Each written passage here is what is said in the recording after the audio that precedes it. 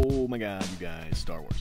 It is not Black Friday anymore. It is officially Episode 7 day. So the trailer hit, and it blew up today, and hopefully you're not currently waiting in line at Best Buy or something like that, but if you are, at least you get to watch this trailer over and over again while you wait for some crazy good deals. So right off the bat, we get this voice. There has been an awakening.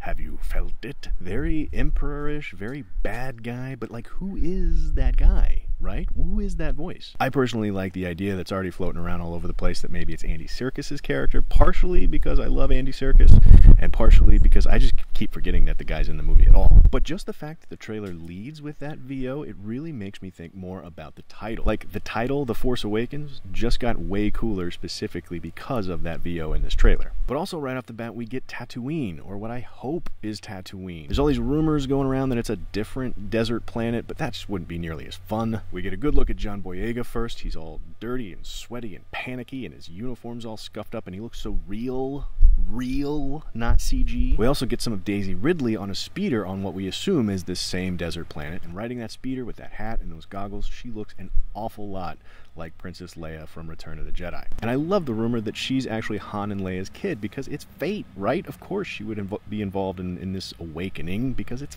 fate. It's Star Wars. Star Wars is not a galaxy where random people get involved in it.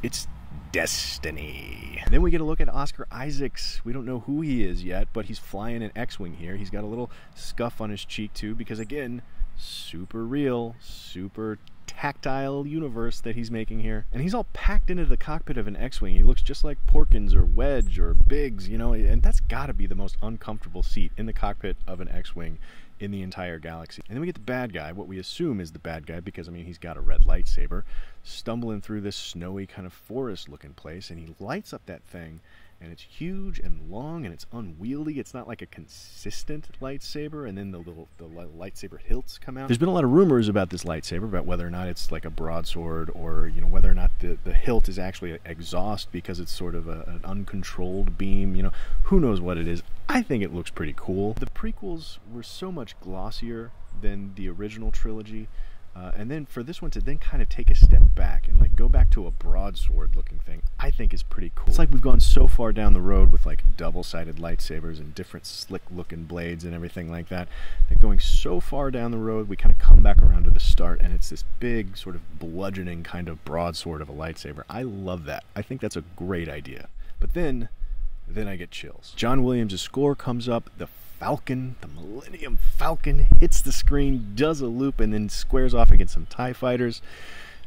Whatever you want to say about the prequels, whatever you want to say about J.J. Abrams, about how disappointing Into Darkness was, however you want to go into this movie, as soon as you hear that music, and as soon as you see that ship that made the Kessel Run in less than 12 parsecs, I'm a kid again.